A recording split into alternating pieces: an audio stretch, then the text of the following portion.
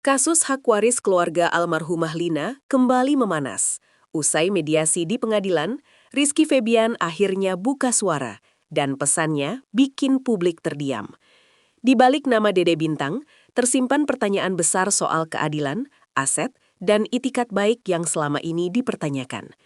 Rizky menegaskan satu hal, jika memang itu hak adiknya, tidak boleh ada yang disembunyikan.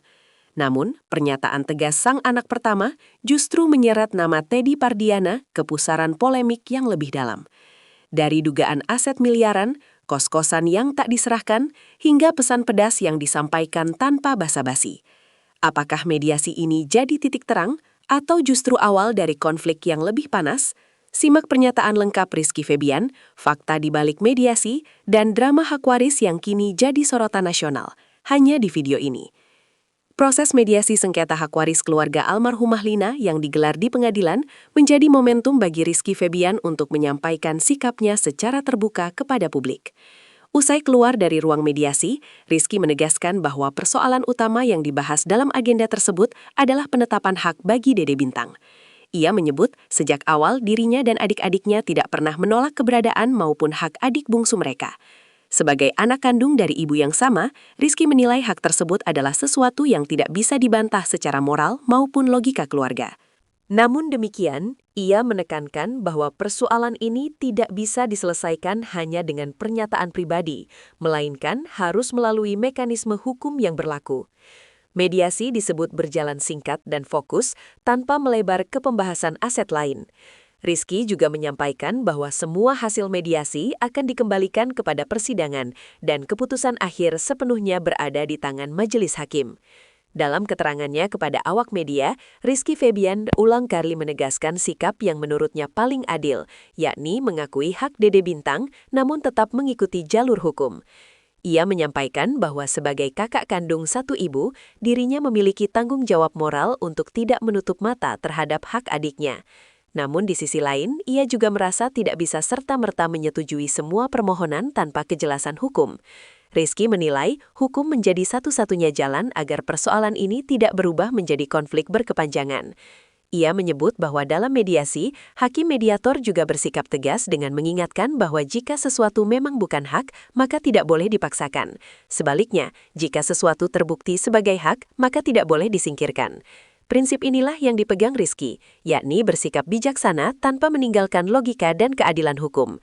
Kuasa hukum keluarga, Bayuni, menjelaskan bahwa mediasi yang digelar tidak bertujuan untuk langsung menghasilkan keputusan akhir. Dalam proses tersebut, hakim mediator hanya menanyakan keinginan para pihak yang bersengketa. Namun pada akhirnya, baik pihak pemohon maupun termohon menyatakan menyerahkan sepenuhnya kepada majelis hakim untuk memutuskan apakah permohonan akan dikabulkan atau ditolak. Bayuni menyebut bahwa fokus utama mediasi memang hanya berkaitan dengan penetapan hukum terhadap Dede Bintang. Hal-hal lain seperti pembagian aset dan warisan belum masuk ke tahap pembahasan. Oleh karena itu, mediasi dinilai berjalan baik meski tidak menghasilkan kesepakatan konkret. Setelah mediasi, perkara akan berlanjut ke tahapan sidang dengan agenda jawab-menjawab, replik, duplik, hingga pembuktian. Semua pihak diminta bersabar dan mengikuti proses hukum yang ada. Salah satu hal yang menjadi perhatian dalam mediasi adalah alasan permohonan penetapan yang diajukan. Dalam dokumen permohonan, disebutkan bahwa penetapan tersebut diperlukan untuk keperluan administrasi sekolah. Namun, dalam mediasi terungkap bahwa alasan tersebut hanyalah salah satu dari beberapa kepentingan.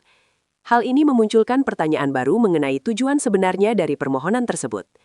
Kuasa hukum menyebut, jika hanya untuk sekolah, seharusnya tidak perlu penetapan yang berimplikasi luas. Karena itu, muncul dugaan bahwa permohonan ini juga berkaitan dengan urusan waris. Meski demikian, pihak keluarga Rizky Febian memilih tidak berspekulasi dan menyerahkan penilaian sepenuhnya kepada majelis hakim.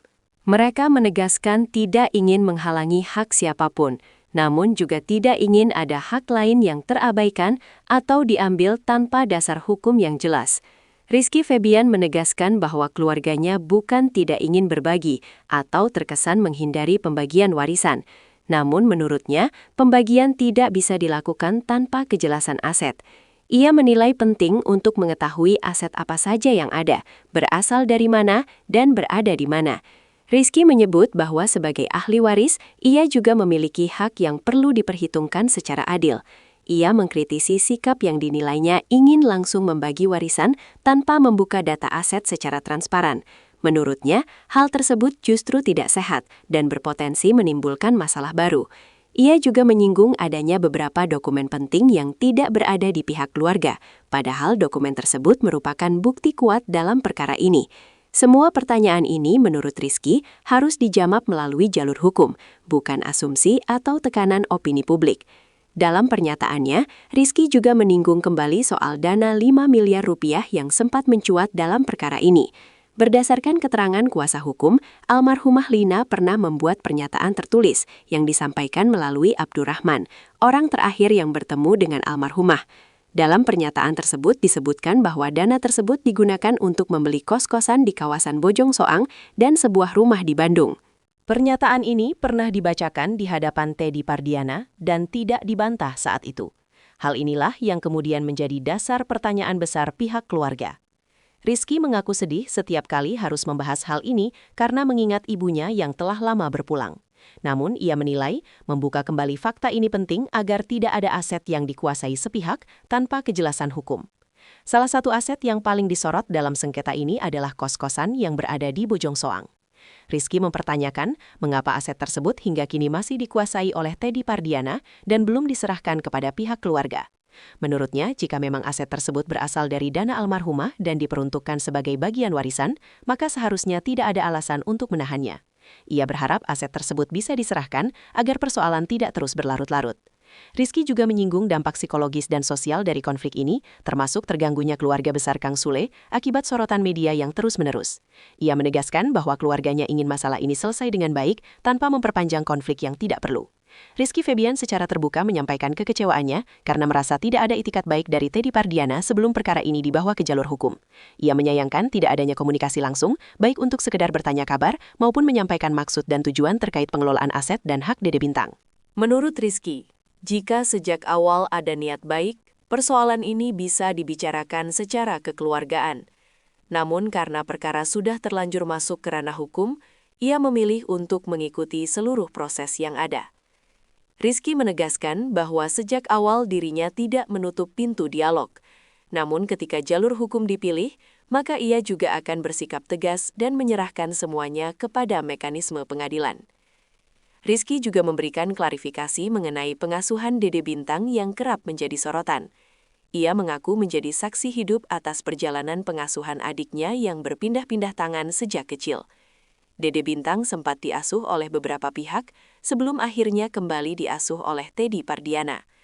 Rizky menilai fakta ini penting diketahui publik agar tidak muncul narasi yang menyesatkan.